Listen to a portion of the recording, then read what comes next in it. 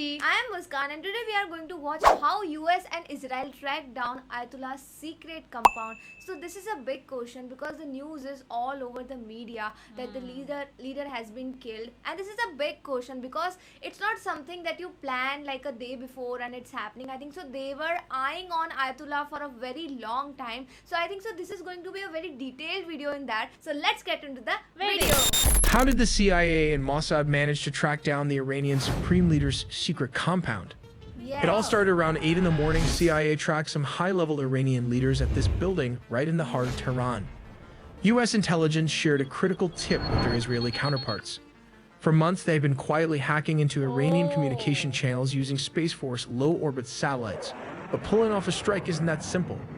In the first wave, they had to neutralize a larger number of Iran's anti-air defense systems. This critical step cleared the airspace for a massive strike force of around 200 Israeli jets. But this area is highly fortified, so how do you destroy a deeply buried target like this? Well, they use bunker busters. Their delayed fuses punch through deep concrete before detonating. This is part one. How exactly did Israel and the United States manage to assassinate one of the most heavily protected men on the planet? The answer? An unprecedented joint operation. For months, the CIA and elite Israeli units waged a shadowy intelligence war. Using a web of surveillance satellites, intercepted comms, and human spies, they mapped Ayatollah Khamenei's every move in absolute secrecy. Utilizing a sophisticated web of low Earth orbit surveillance satellites, intercepted encrypted communications, and highly placed human assets deep within the regime, they painstakingly mapped Ayatollah Ali Khamenei's every movement, security protocol, and daily pattern. The vulnerability, the Pasteur Street Summit. The critical breakthrough came when American intelligence identified a fleeting yet massive vulnerability, a highly classified morning summit. Top-tier Iranian military commanders, security advisors, and political officials were converging on the heavily guarded Pasteur Street compound in the heart of central Tehran. Shielded by layers of urban infrastructure, elite guard details, and what they believed was an impenetrable umbrella of state-of-the-art air defenses. Like the homegrown Baver missiles as well the S-400 radar system located all over the city. The leadership gathered in a false sense of absolute security. Here comes part two. How many aircrafts were involved in taking out a single target? The focal point of the operation was Beit Rabari, Khamenei's highly secure official residence and centralized office compound located in the heart of downtown Tehran. While they used around 200 aircrafts. The localized strike on Beit Rabari was the anchor of a massive, flawlessly synchronized aerial campaign.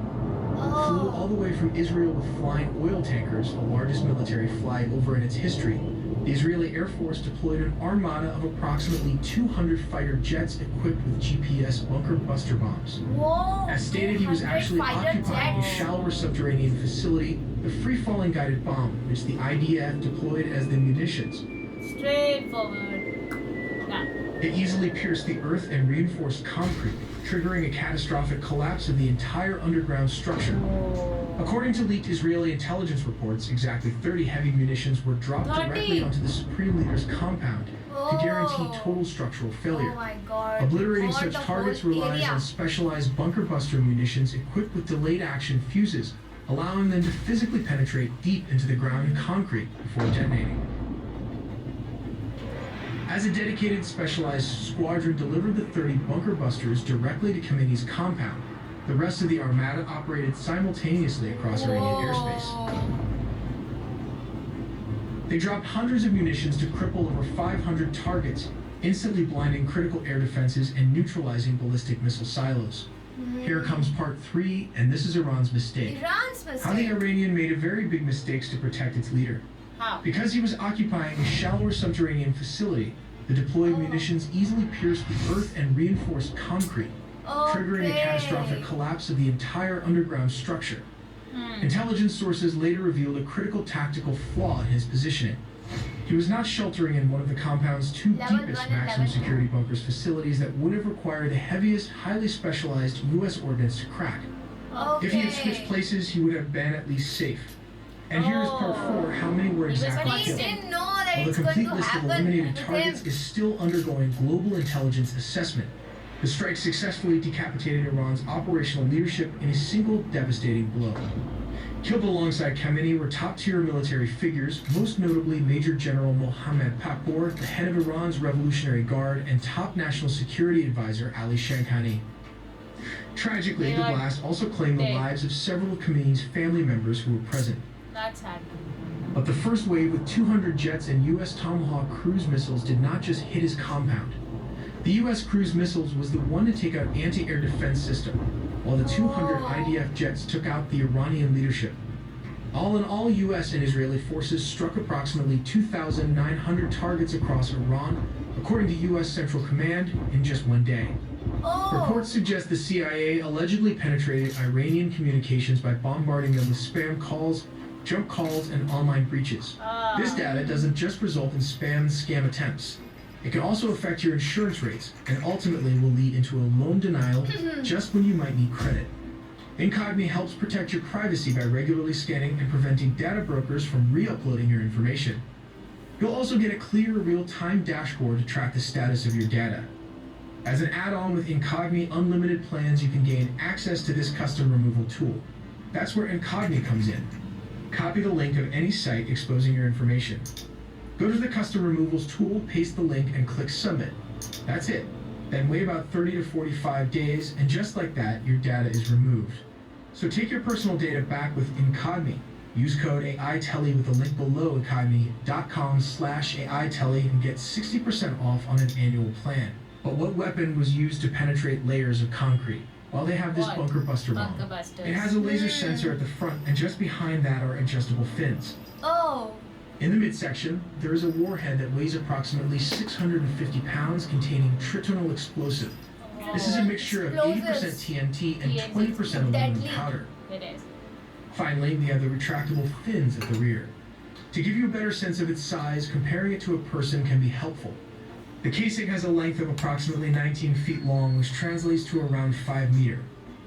This section is made of an artillery barrel, which is very strong, and has a diameter of 14.5 inches, which translates to around 37 centimeters, making it relatively narrow.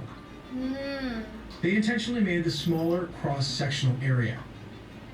This means the bomb displaces less material, whether earth or concrete, as it penetrates layers of reinforced bunkers or building, thus allowing it to travel further to almost 100 meters. At first glance, it appears to be an ordinary 6-story residential building, complete with a solar-paneled roof. However, there's more to this structure than meets the eye. What makes this building particularly noteworthy is its underground basement, which is rumored to contain a network of tunnels. These tunnels are believed to serve as emergency escape routes, adding to the site's strategic importance.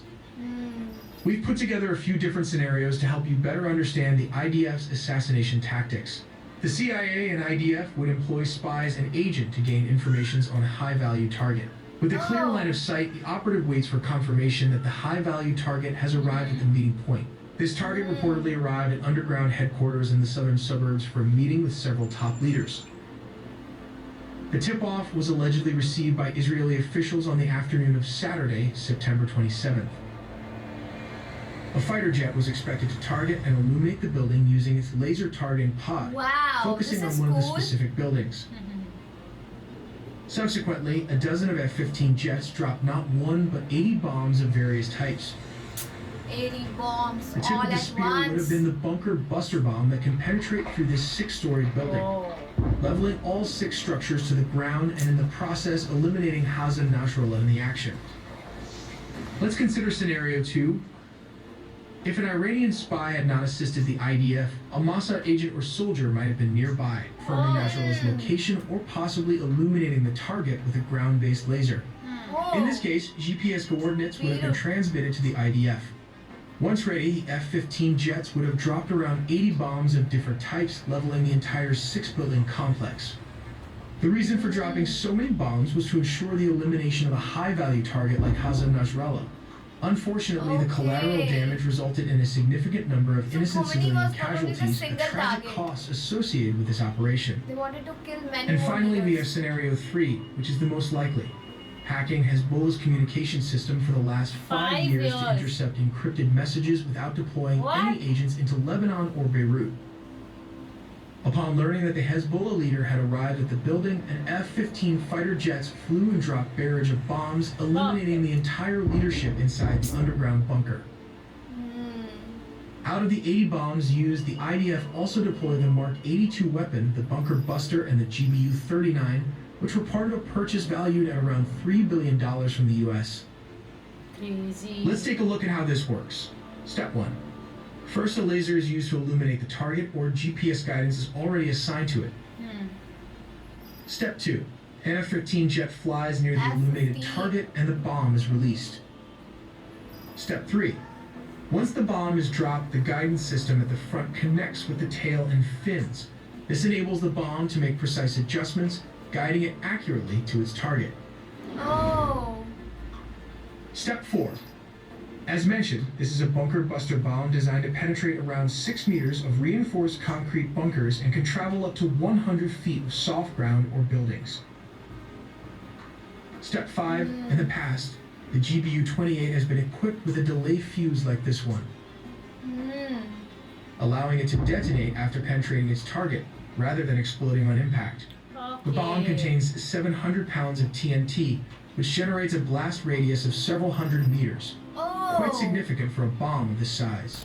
This was a very informative video at all, and killing a supreme leader is not that easy. It is definitely a plotted program which was planning and going on from years. So now they could achieve it, now they could execute it, and I guess this was a very detailed video of how it was all planned and plot, and we actually saw it right now with our own eyes through this animation. Yeah, this was like a big mission. It seems it was a big mission, and also it was not only just the satellites, even the spies were included in that, and it was like the previously planned with Israel. And I think so we don't know like what will be the consequences of now on, because now there is no leader over there. So who is going to take control of it, or USA is going to take control over it, or Israel or US is going to divide Iran? So what do you think about this video? Please let us know in the comment section below. So do like, share and subscribe. Bye.